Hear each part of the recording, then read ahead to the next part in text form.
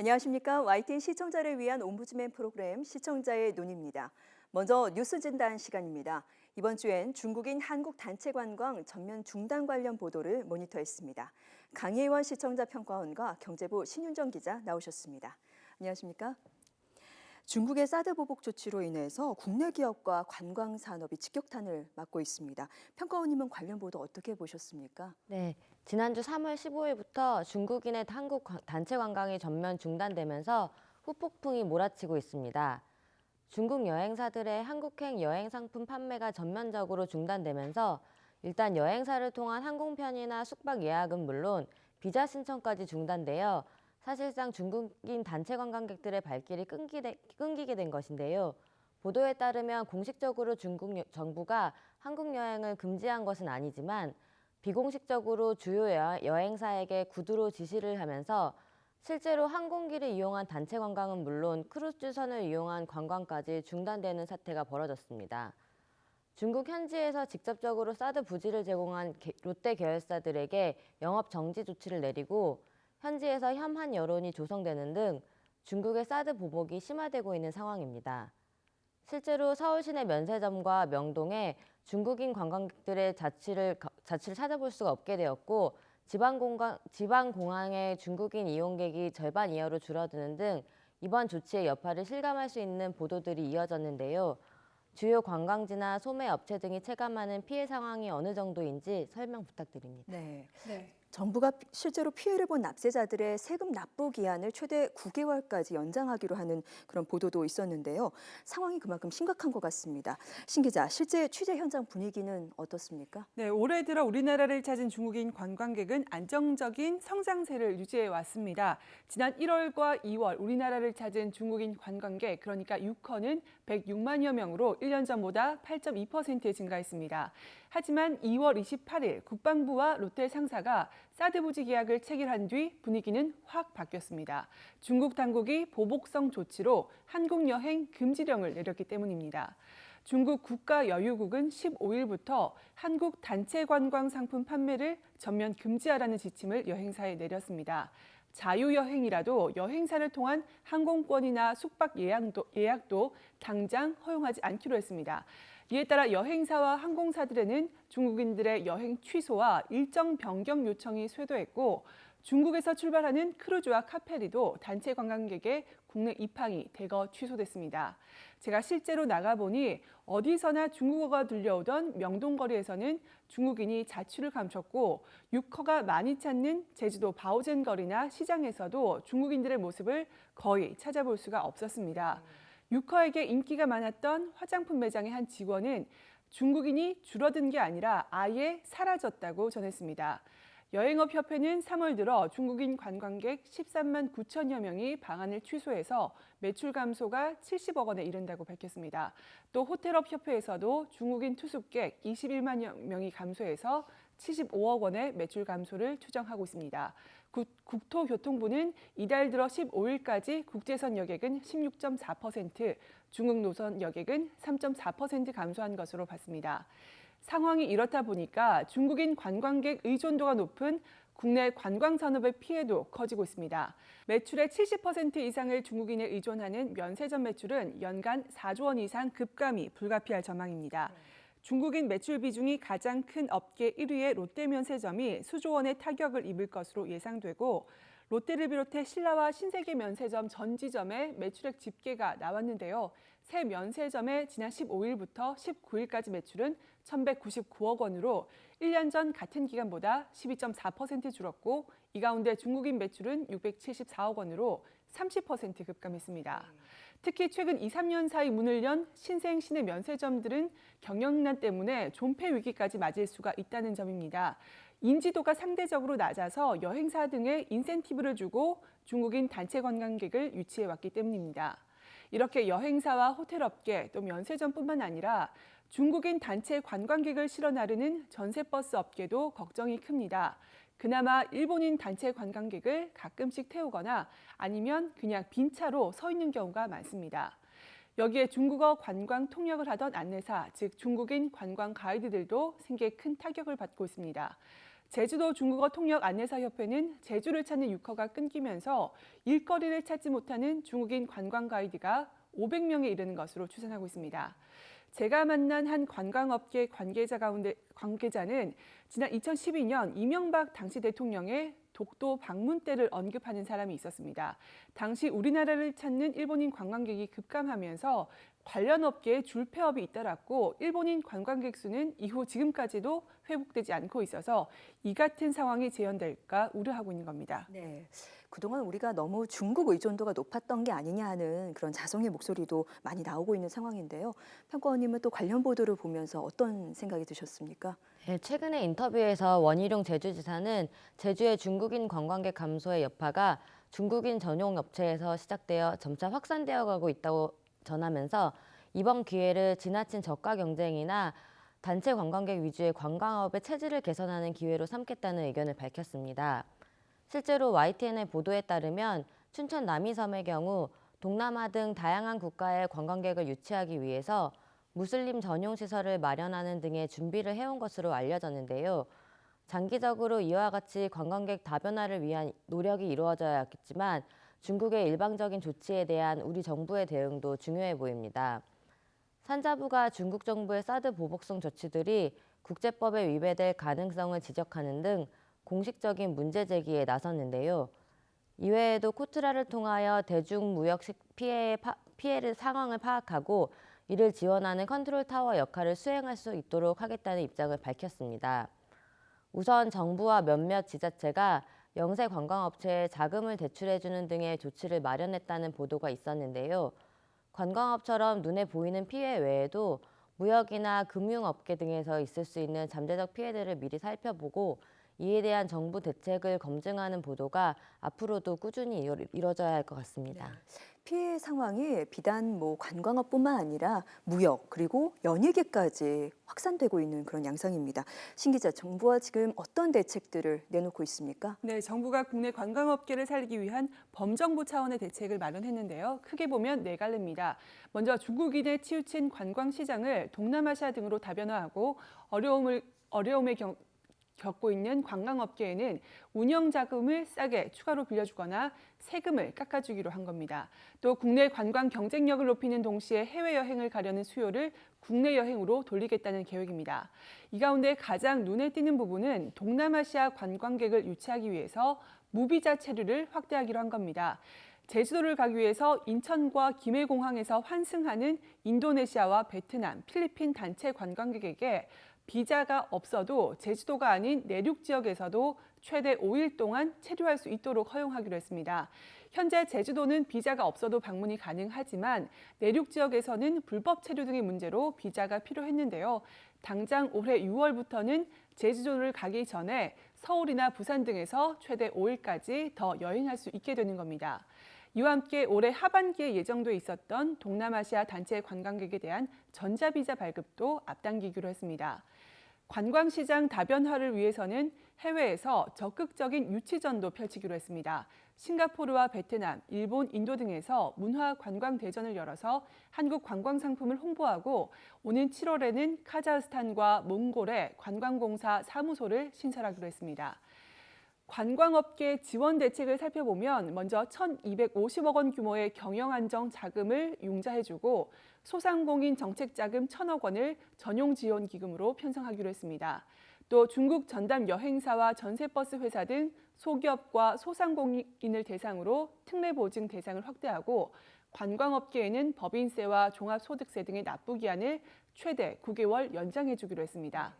이 밖에도 개별 여행객 유치를 위해서 전용 온라인 플랫폼을 8월까지 만들고 여러 언어로 된 여행 코스와 관광 상품 관련 정보를 제공하기로 했고 또 내국인의 해외여행 수요를 국내로 돌리기 위해서 여행주 간의 고궁이나 휴양림, 미술관 등의 입장료를 할인해 주기로 했습니다. 정부는 이와 함께 중국에 대한 대응책도 논의하고 있는데요.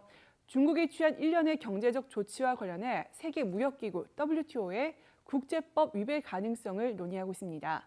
주형환 산업통상자원부 장관은 지난 20일 열린 국회 산업통상자원위원회 전체 회의에 출석해서 지난 17일 WTO 서비스 이사회에 관광 유통 분야의 중국 조치에 대해 WTO 협정 위배 가능성을 정식 제기하고 중국 측이 의무를 준수해달라고 했다고 말했습니다. 다만 WTO에 제소를 하려면 구체적인 증거가 필요하지만 중국의 조치는 구두로 이루어지거나 국내법을 핑계로 대고 있어서 그 근거를 찾기가 쉽지는 않은 상황입니다. 따라서 중국의 국제법 위반 가능성에 대한 WTO의 조사가 당장 이루어지지는 않을 것으로 보입니다. 유일호 부총리 겸 기획재정부 장관 역시 명백한 증거가 없다는 점을 언급하면서 당장 관련 조치를 취하기는 어렵다는 입장을 보이기도 했습니다. 이런 정부의 여러 대책과 대응 움직임이 눈덩이처럼 불어나고 있는 국내 관광업계 피해를 최소화하고 중장기적인 근본 대책이 될 수 있을지는 지켜봐야겠습니다. 네. 네, 지금까지 중국인 한국 단체 관광 전면 중단 관련 보도에 대해서 이야기를 나눠봤습니다. 강혜원 시청자 평가원과 경제부 신윤정 기자였습니다. 오늘 두 분 말씀 감사합니다.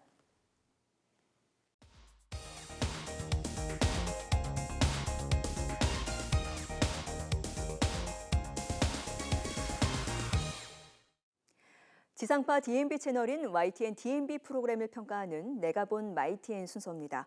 이번 주엔 이지사이언스와 뉴스 출발에 대한 최현주 평가원의 의견을 들어보겠습니다. 시청자 여러분 안녕하세요. YTN DMB 시청자 평가원 최현주입니다. 여러분에게 집이란 어떤 의미인가요? 지난해 한 조사에 따르면 집하면 가장 먼저 떠오르는 이미지로 응답자의 78.5%가 휴식의 공간이라고 답했다고 합니다. 또한 1인 가구 증가와 함께 집을 나만의 공간, 즉 개인적 공간으로 인식하는 사람들의 비율도 증가하고 있다고 하는데요. 반면 최근에는 전세 대란, 깡통 전세, 하우스 푸어 등 서민들의 고달픈 주거난을 반영한 신조어들이 생겨나기도 했습니다.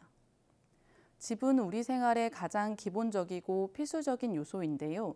집이라는 공간이 모두에게 편안하고 안락한 공간으로 인식될 수 있도록 주거 정책의 변화와 더불어 주거 공간에 대한 새로운 대안들이 필요한 시점입니다. 현재 YTN DMB에서 방영하는 이지사이언스는 우리 생활 속 깊숙이 자리에 그동안 인식하지 못했던 과학기술들의 원리를 쉽고 재미있게 전달하는 프로그램인데요. 지난 시간에는 우리가 생활하는 주택을 소재로 새로운 건축 기법과 함께 유리창에 숨은 신기술, 그리고 화재 시 대피 공간으로서의 화장실을 소개했습니다.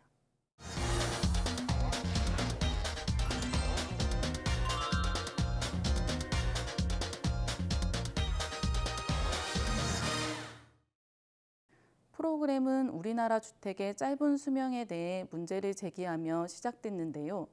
영국, 미국 등의 선진국과 비교하여 우리나라 주택의 수명이 최대 7분의 1 정도로 짧다는 것을 그래프를 통해 보여주었습니다. 우리나라 주택 수명이 유독 짧은 이유에 대해 시청자들의 궁금증을 자아내어 이목을 집중시키기 좋은 도입이었습니다.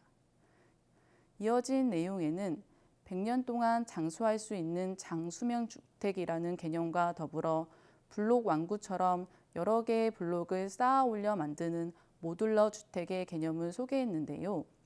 장수명 주택의 조건이나 모듈러 주택의 특징과 장점을 그래픽과 자막을 이용해 일목요연하게 정리해 주어 신개념 기술에 대해 보다 쉽게 이해할 수 있었습니다. 이번 방송에서는 건축비를 절약할 수 있을 뿐만 아니라 기존의 틀을 깨는 새로운 건축 기법을 소개했다는 점에서 흥미롭게 시청할 수 있었는데요.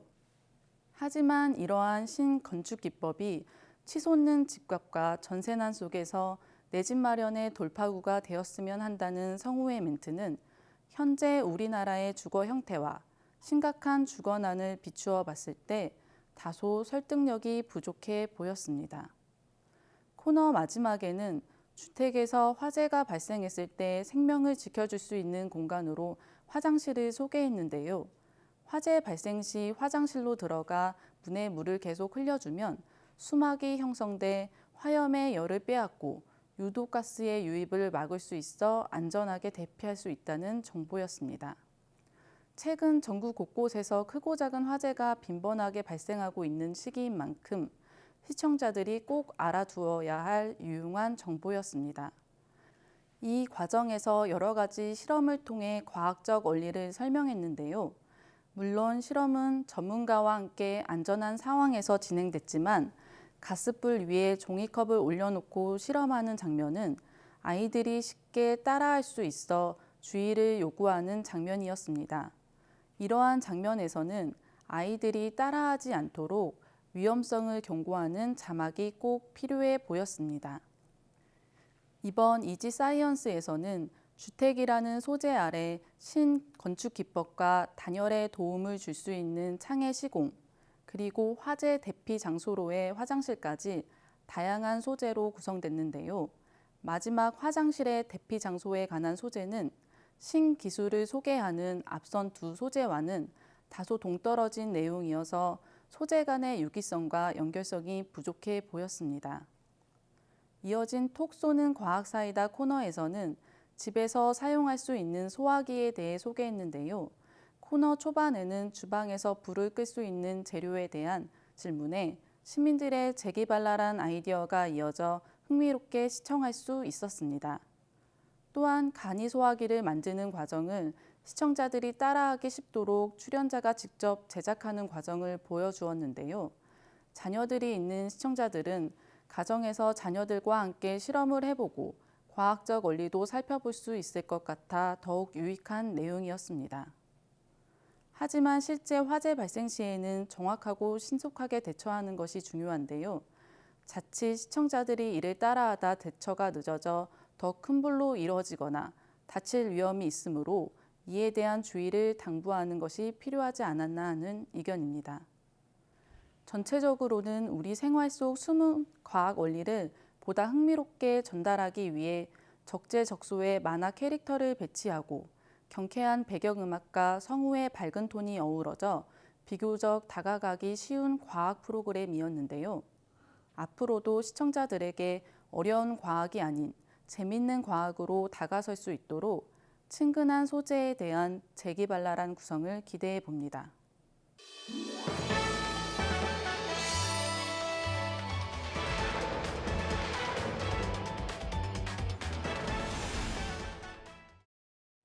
이제 본격적으로 따뜻한 봄 날씨가 이어지고 있는 가운데 야외 나들이 계획하신 분들 많으실 텐데요. 그렇지만 최근 황사, 미세먼지 등이 심해져 야외 활동에 주의가 요구되는 때입니다.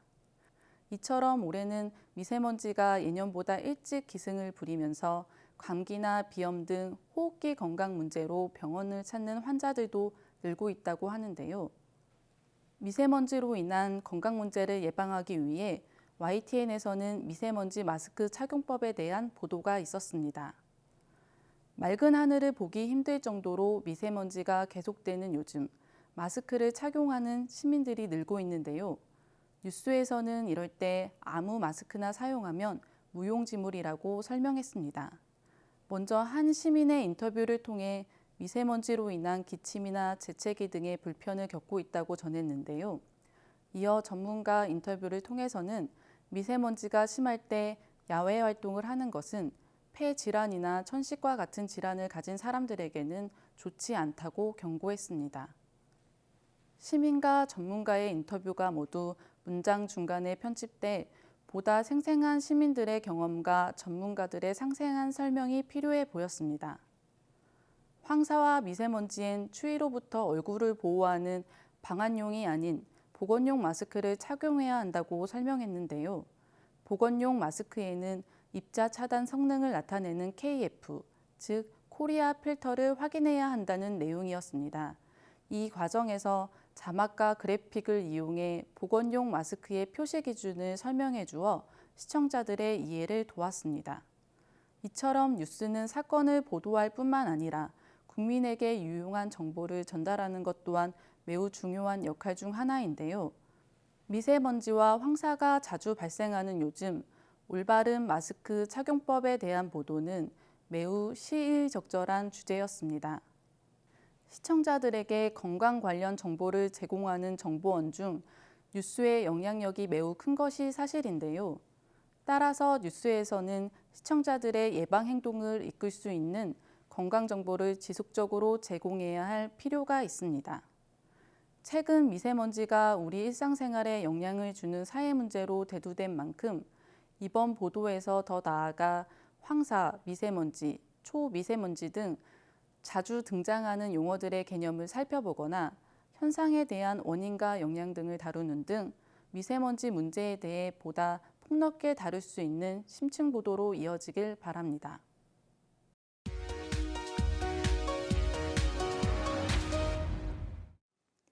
이번 순서는 시청자들의 지적사항을 정리한 모니터 보고 시간입니다. 이 YTN 뉴스를 시청하다 보면 전문 용어에 대한 설명이 필요한 자막이나 진행상의 실수로 인한 부적절한 화면이 노출되는 경우가 종종 나타나는데 시청자들은 좀 더 세심한 주의를 당부했습니다. 지난 22일 뉴욕 증시가 5개월 만에 1% 넘게 하락했다는 기사의 자막에서 언급된 트럼프 케어가 무엇인지, 트럼프 랠리가 무엇인지에 대해서 정확한 설명이 없었습니다.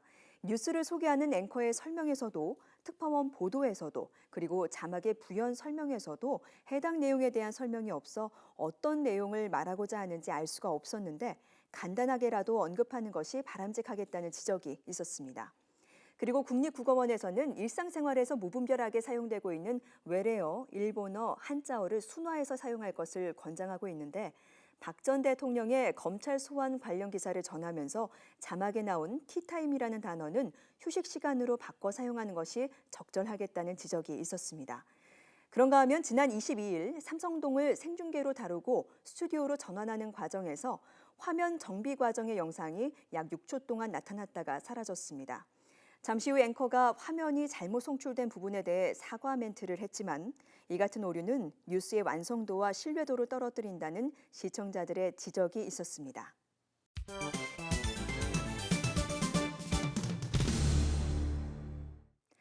언론 전문가로부터 우리 언론의 문제점과 발전 방향 등을 들어보는 매체 비평 시간입니다. 오늘은 홍수경 한세대 교수로부터 이미지 정치를 경계하라는 주제의 논평을 들어보겠습니다. 정치인의 이미지는 유권자가 마음속에 형성한 기대와 믿음, 인상의 총합이라고 할 수 있습니다. 정치인의 좋은 이미지에 유권자는 호감을 갖게 되며 이는 투표라는 행위로까지 연결됩니다. 사람의 겉모습과 속마음, 그리고 말과 행동이 일치한다면 좋은 이미지를 형성하고 그것에 영향을 받는 것이 그다지 문제될 리 없습니다. 그러나 어떤 정치인이 좋은 이미지를 보여주더라도 실제 그 사람이 지닌 이념과 가치관, 실행 능력 등과 괴리가 있다면 우리는 이를 경계해야만 합니다. 얼마 전 한 대학의 총장 선거에 학부모 위원으로 선발돼 참여한 사람의 이야기를 듣게 됐습니다. 그 학부모는 총장으로 나선 어떤 후보와도 일면식이 없었고 아무런 이해관계도 없었지만 그 대학의 발전을 가장 잘 이끌고 조직원에게 동기를 부여할 사람이 누구일지 많은 고민을 했다고 말했습니다. 홈페이지에서 각 후보의 활동 사항과 공약을 꼼꼼히 살피며 누가 가장 적합한지를 따져보았고 투표하기 직전에 있었던 후보들의 발표에서도 마음속으로 높은 점수를 준 후보가 어떤지 다시 한번 검증했다고 합니다. 모든 선거는 이렇게 돼야 한다고 생각합니다. 온갖 편견과 선입견, 연고를 떠나 후보자만을 놓고 그의 강점과 약점 등을 따져 수치화한 다음 투표를 해야 합니다. 만약 이성적이고 합리적인 선택이 아니라 감성적인 선택을 하게 된다면 우리는 또다시 실패를 경험할 수 있습니다. 분위기에 휩쓸리거나 그가 입은 옷, 그럴싸한 말, 부드러운 미소, 우아한 헤어스타일, 누군가를 닮은 이미지에 영향을 받아서는 안 됩니다. 지난 수년간 올림머리의 신화에 우리 국민 모두가 흔들렸습니다. TV 토론을 통해 여러 번 검증할 기회가 있었지만 우리는 제대로 보지 못했고 언론과 다른 정치인들도 신화 만들기에 급급했다는 것을 인정하고 반성해야 합니다. 선진국이나 후진국, 동서고금을 막론하고 정치인들은 그럴듯한 이미지를 만들기 위해 고심해 왔습니다. 프랑스의 보수 정치인들은 과거 드골 대통령 시절의 향수를 불러일으키는 어휘를 사용하며 드골의 이미지를 차용합니다. 시장에서 해장국을 먹거나 공사판에서 안전모를 쓰고 물건을 나르거나 아이들과 웃고 떠드는 정치인의 모습은 선거 때에 나오는 단골 이미지입니다. 반려동물을 키우는 인구가 1,000만에 이르는 시대에 맞춰 동물을 안고 등장하는 것도 정치인들 사이에 유행이 됐습니다. 청와대에서 키우던 진돗개나 대선 후보들이 안고 다니는 강아지와 고양이들이 진정 주인으로부터 사랑받기를 바라지만 동시에 이런 동물들이 이미지 메이킹의 도구로 이용되지 않기를 바랍니다. 대선 후보들은 대선 출마를 선언하는 데 있어서도 어떤 이미지를 심어줄지 계산하는 듯합니다. 광화문 세종대왕상, 종로, 시계공장, 헌정기념관 등 자신의 이미지를 잘 투영할 수 있는 장소를 물색하고 있습니다. 언론은 이렇게 이미지를 만들고 이용하려는 정치인들의 들러리나 확성기가 되어서는 안 됩니다. 새로운 이벤트와 감성적인 메시지로 유혹하더라도 휘둘리지 말고 냉철하게 검증하고 진정성을 따져봐야 합니다. 이제 우리는 기로에 서 있습니다. 통합을 이루고 새로운 시대로 나아갈지 아니면 후퇴할지는 우리의 선택에 달려 있습니다. 언론은 이러한 사명을 인식하고 유권자가 올바른 선택을 할 수 있도록 제 역할을 다해야 할 것입니다. 시청자의 눈은 시청자 여러분의 참여를 기다리고 있습니다. 이 YTN 홈페이지 시청자 의견 코너에 글을 남겨주시면 좀 더 정확하고 공정한 방송을 만드는 데 참고하겠습니다. 이번 주 순서는 여기서 마치겠습니다. 함께해 주신 여러분 고맙습니다.